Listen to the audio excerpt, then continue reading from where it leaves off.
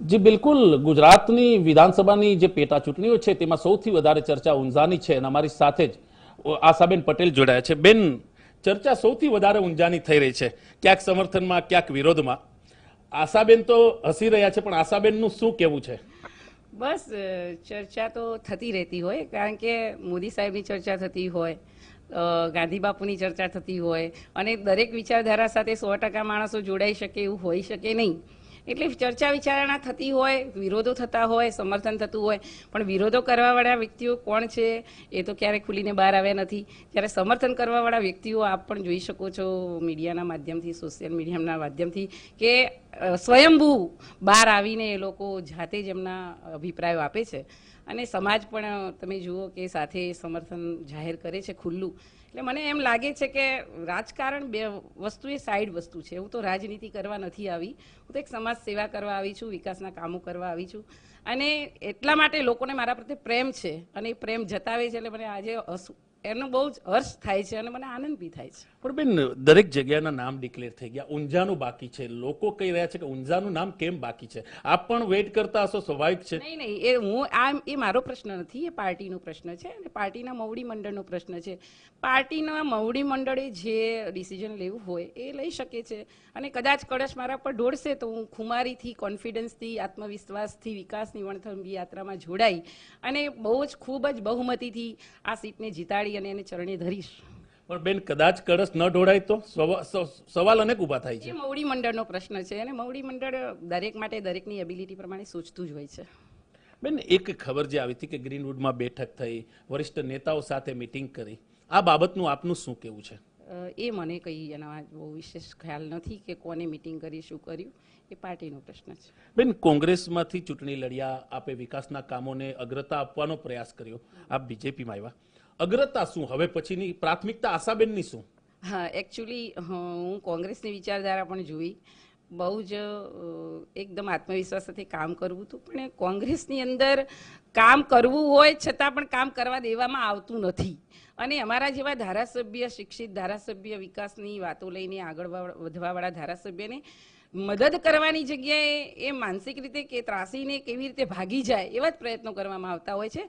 ત્યારે એક મને લાગ્યું કે આટલી બધી નેગેટિવ બાબતોમાં રહી અને આપણી શક્તિનો વ્યય કરવો, એના કરતાં મારા કાર્યકરો કહેશે એ પ્રમાણે હું કામ કરીશ. અને તમે એ વખતે પણ મીડિયાના માધ્યમથી જોયું હશે કે કાર્યકરોના અવાજથી જ હું બીજેપીમાં જોઈન થઈ હતી, બીજેપીની વિચારધારામાં જોઈન થઈ છું, અને બીજેપીની વિચારધારામાં જોઈન થયા પછી મેં પક્ષ સાથે કામ કરવાનું દિલથી મન મનાવીને એકદમ ખુલ્લા દિલથી કામ કર્યું, અને મેં પક્ષ પાસેથી એટલું જ માગ્યું હતું કે મારા 5 વર્ષના જે કામો છે, પ્રજાએ મને 5 વર્ષ માટે ચૂંટી હતી અને 5 વર્ષના કામો મને આપો, એ સિવાય મેં કશું માગ્યું નથી. અને પાર્ટીએ 5 વર્ષના કામો તમે જુઓ કે 216 કરોડનો ઓવરબ્રિજ, તમે જુઓ કે સરકારી સાયન્સ કોલેજમાં જૂનની બજેટમાં લેવાની વાત, તમે જુઓ તો 70 કરોડના મારી રિઝાઇન પછી નગરપાલિકામાં ઊંઝાના કામો આપવાનું, શાળા આપવાનું, રોડ 17.52 કરોડના તાત્કાલિક રોડ આપવાના, આ બધા જે વિકાસના કામો છે, વિકાસનું કામ, વિકાસ એટલે ભાજપ એવું મને લાગ્યું, અને એટલે તાત્કાલિક ધોરણે એમને લોકો મંજૂર પણ કરી દીધા. ઓવરબ્રિજ જુઓ, GIDC જુઓ, ઘણા બધા કામો તમે જુઓ કે મારા રિઝાઇન પછી સત્વરે એ કામ થઈ ગયું છે, અને નાગરિકો એનાથી ખુશ છે, અને એટલા માટે તો ઉછળીને સમર્થન આપી રહ્યા છે. તો એટલે તો માનવામાં આવે છે કે આટલું સમર્થન છે તો સ્વાભાવિક છે કે આશાબેન તો ચૂંટણી લડશે જ.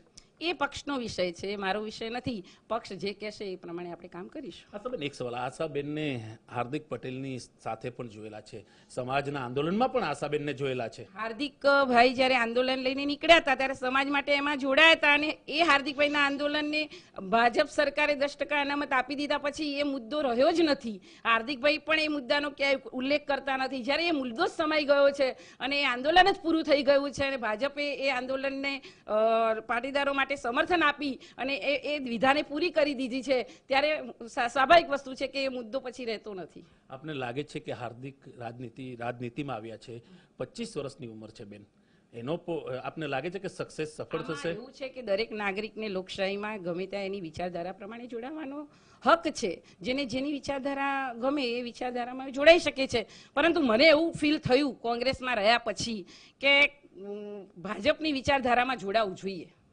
આ વિચારધારા સાથે બેન આગળ વધશે? ચોક્કસ. કોન્ફિડન્ટલી. ઊંઝાના મતદાતાઓને શું કહેવા માંગશો? ઊંઝાના મતદાતાઓને એટલું જ કહેવા માંગુ છું કે દીકરી છું, ખૂબ તમને પ્રેમ કર્યો છે, તમે પણ મને એટલો જ પ્રેમ આપ્યો છે અને તમારા વિકાસના કામો હજુ પણ વણથંભી વિકાસ યાત્રામાં જોડાઈ છું અને એકદમ આ આખા મત વિસ્તારને એટલો બધો સુવર્ણ બનાવી દેવો છે અને એવું લખાય કે 5 વર્ષની અંદર ઊંઝામાં એમ કે એવા કામો થયા અને ઇતિહાસમાં એનું નામ લખાય એવા પ્રકારના કામો કરવા છે. બેન, મારો એક સવાલ, છેલ્લો અંતિમ સવાલ, અલગ સવાલ છે. નારણ કાકાને લઈને સવાલ ઉઠે છે, પણ આપ માનો છો કે નારણ કાકા વડીલ છે, ગમે નિર્ણય આવશે ભેગા મળીને થશે કે આશાબેન કઈ રીતના? નારણ કાકા મારા વડીલ છે, એમને સન્માન કરું છું, ક્યારે મેં એમના વિરુદ્ધમાં ક્યારે સ્ટેટમેન્ટ કર્યું જ નથી અને એમાં પછી એમાં કંઈ સ્ટેટમેન્ટ કરવાનું આવતું પણ નથી. આશીર્વાદ લેશો? આશીર્વાદ લીધેલા જ છે ને આશીર્વાદ લઈને તો હું ભાજપમાં જોડાઈ હતી.